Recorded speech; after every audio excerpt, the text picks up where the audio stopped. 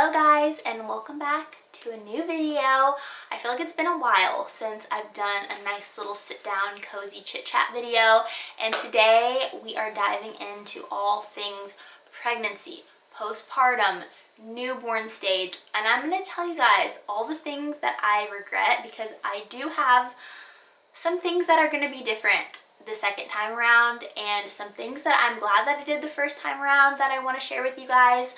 But I feel like I learned a lot, as probably every woman does after they have their first baby, and you kind of just learn what kind of mom you are, what kind of things work best for you and your family, and what things maybe you'll do differently the next time you have a baby. And there are a lot of things that I want to share with you guys, especially in case you want to have a baby in the future, or maybe you're pregnant right now, or maybe you just had a baby and you are in the trenches of the postpartum phase.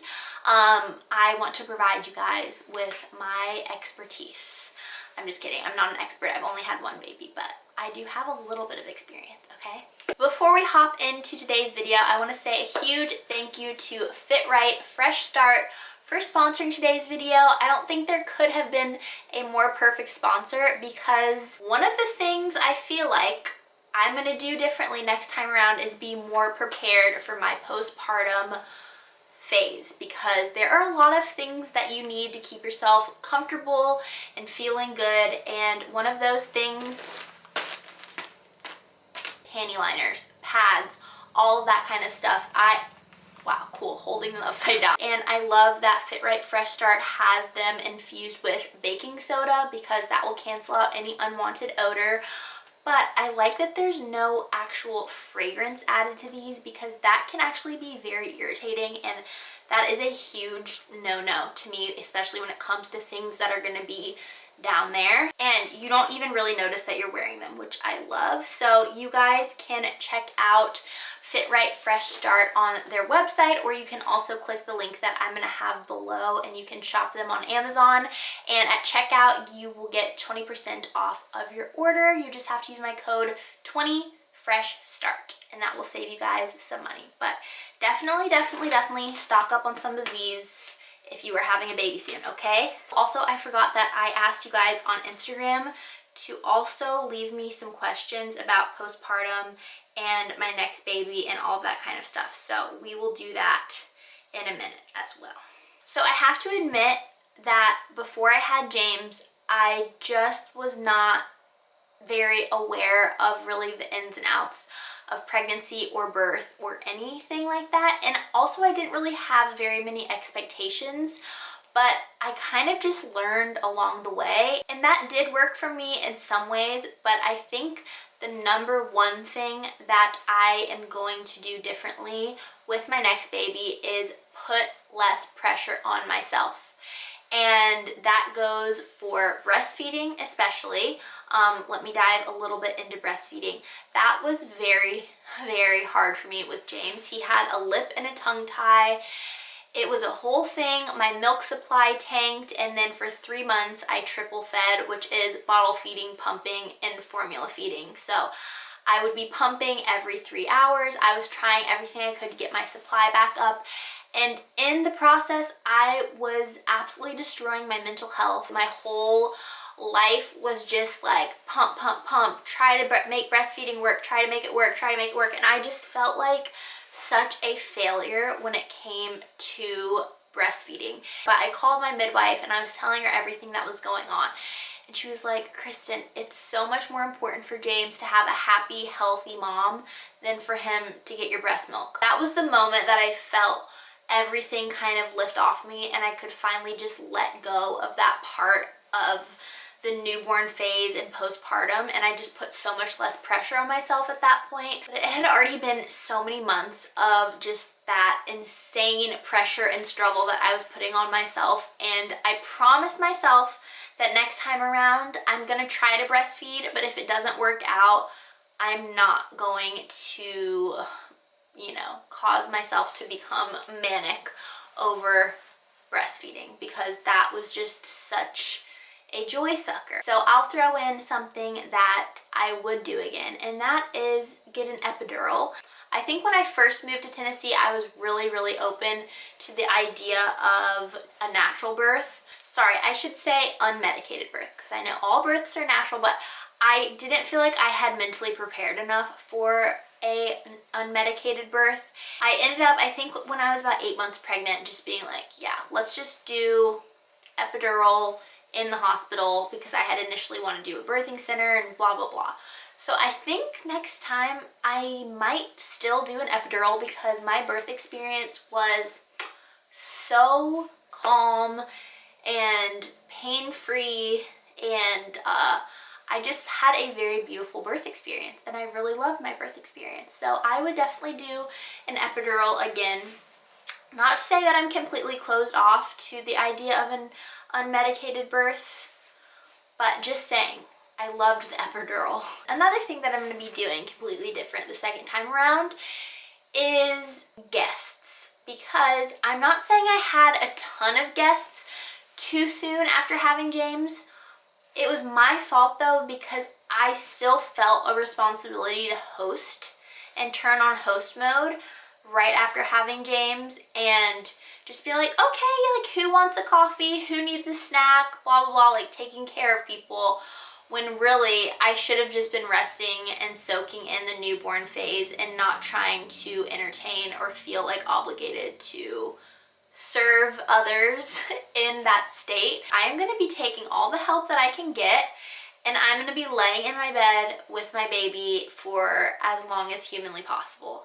And that's not to say that I won't, you know, be getting out of the house, because that's something I loved to do right after having James, is at least getting out and getting some fresh air.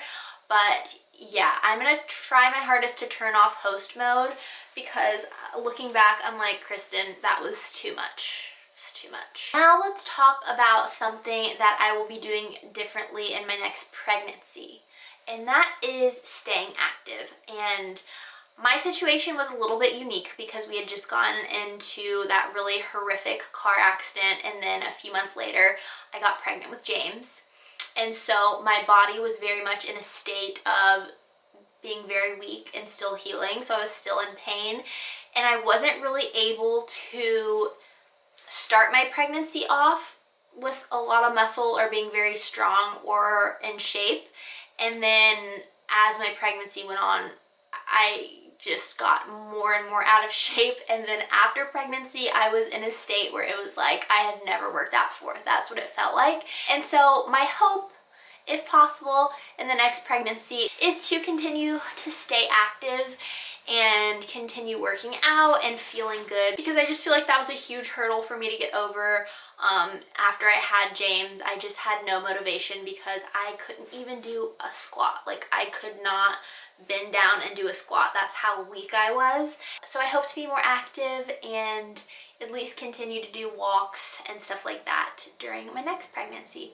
And it'll be really fun, because we're very into pickleball, and I just hope during my next pregnancy I'll be able to play pickleball and do stuff like that. So that'll be fun. Let's dive in to some of the questions that you guys left me. Okay, this is a funny one. Someone said, how the flip are you supposed to know when you're ready to have a baby? Great question, girl. I ask myself the same thing. James was not planned, and so I never had reached that moment of being like, yeah, I'm ready. And I still haven't reached the point of saying, yeah, I think I'm ready to have another baby. So I would also like the answer to that question, because I don't know. I feel like it's just something you have to give to God and just say all in your time in God, because for me, letting go of that control is very, very hard. And like, for example, right now, I love it just being James, because I feel like we're in a rhythm. He's getting easier and easier now that he's a toddler. Not saying toddlers are easy, but I'm just saying I feel like it's easier than like the newborn phase. And yeah, it's really hard to know when you're gonna be ready. I have some friends though that they know they're ready and they start trying, and it's like, yeah, they know. I don't know though. Someone asked, how did you deal with the stress of first trimester when you don't get as many ultrasounds? This is something that I don't think about a lot, because first trimester with James just feels like so long ago. But I do remember being extremely, extremely nervous in that first trimester. A lot of it had to do with the fact that we had just been in the accident, so I was just thinking, oh my gosh, how is my body gonna create a healthy child while it's also trying to heal itself? And that was just the thing that kept eating away at me. And I feel like it's very normal to feel nervous in the first trimester, but again, just giving it to God, just praying and asking for that peace is huge. Can you talk about grieving your old life / freedom? I'm struggling. Oh, that, I think that is the hardest part about having your first baby. It's just that huge jump from being completely independent, free, doing everything on your own time and on your own terms, and then going to taking care of a little human 24/7. Like, it's not like 5 hours a day you're with your baby. It's like 24/7. That baby needs you and is relying on you to keep it alive. And that is a huge life change. That's why a lot of people say going from 0 to 1 can be the most shocking and the hardest. I feel like another hard part is that aspect, but also mixed with mom guilt. So you feel bad ever leaving your child because you just feel like, well, I'm the mom, I need to be there for them 24/7, and then not accepting help, and then you're even more crazy feeling because you've just been in the house with a newborn all day. So something that helped me a lot was sometimes, rarely honestly, which is something I'm going to do differently next time, but having those rare times where I would just go to Target by myself and leave James with Marcus or my mom, those were huge. And I just remember walking around Target by myself and just feeling so guilty for leaving for 45 minutes. And I dealt with pretty horrible mom guilt for the first year of James's life. Like, anytime I would leave him, I would feel the whole time like I need to rush back because I need to be there with James. I hope that I'm not that same way with baby number 2, because now I see how beneficial it is to actually have time apart and have time to yourself, and hopefully the mom guilt is less severe the next time around. Those of you with multiple babies can let me know if that is the case. But yeah, it is undoubtedly a difficult, crazy life change. It's the best thing ever, and it's so rewarding. But let me reassure you that your interests and hobbies do come back to you. Your passions come back, but there is a time period when you first have a baby that I think it is very normal to just be focused on your baby. So, yeah. Someone said, when did you give James a pacifier? I think I waited a few weeks to give him a pacifier. Next time around, I'm just going to give him a pacifier right away. Like, I'm just going to give my baby a pacifier in the hospital because I don't want to risk them never taking a pacifier. And also, I'm going to do the same with a bottle. I'm probably going to introduce a bottle within like the first 2 days. Next time around, James did take a pacifier and a bottle. Great. But I do not want a baby that won't take a bottle, because that is very hard. Okay, someone said, what are your 5 must-haves for newborns? Baby blankets. I used so many baby blankets. I would just wrap James up in a little blanket and cuddle with him, and I just remember thinking, oh my gosh, I can never have too many baby blankets. I think a little newborn baby bath. We had one from Frida Baby that we really loved. A few different bottles so you can see which ones they like the most. A good pump, like a good medical grade pump, if you do want to pump. And then for you, comfy nursing bras, comfy pajamas. I could go on and on. I was about to say other stuff, but like a good water bottle. Like, I will definitely have my Stanley by my side my entire next pregnancy, birth, postpartum. Yeah, I could do a whole video about baby must-haves, but I will stop there. Have some of your friendships faded since having a child? I would actually say no. There's no one that like I was friends with before having James that now I'm not really friends with anymore. I would say there's friendships for sure that I don't see them as much necessarily, but I don't think that a friendship has like fallen apart because I'm a mom now. I try to stay very intentional with my friendships and have that time to spend time with my friends. I can definitely see how having a baby would affect friendships, especially if you and a friend are in very different seasons of life. But I would also say give your friends grace in that period of time, because if you haven't had a baby, you genuinely don't understand how significant of a life change your friend is going through.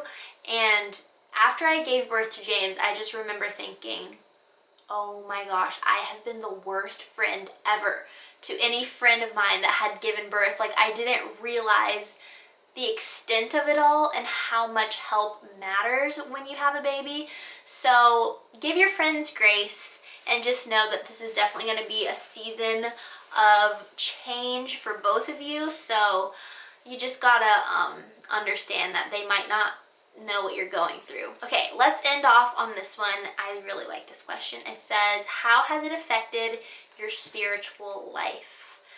Well, it has affected my spiritual life in a lot of ways. The time that I had to spend with God in a day, like in stillness, reading my Bible, I felt like it was almost impossible to do those first 6 months. My time spent with God would just be different. It would be praying in the shower, or just like praying throughout the day, just trying to stay close to God. And it didn't feel too hard because I really needed God and I needed his strength through that time period.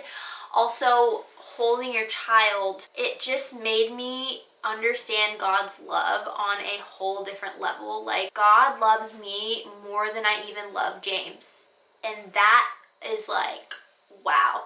It kind of really makes you realize God's love is something that you can't even comprehend, but it made me comprehend it a little bit more, and it just made it feel even more overwhelming and more special.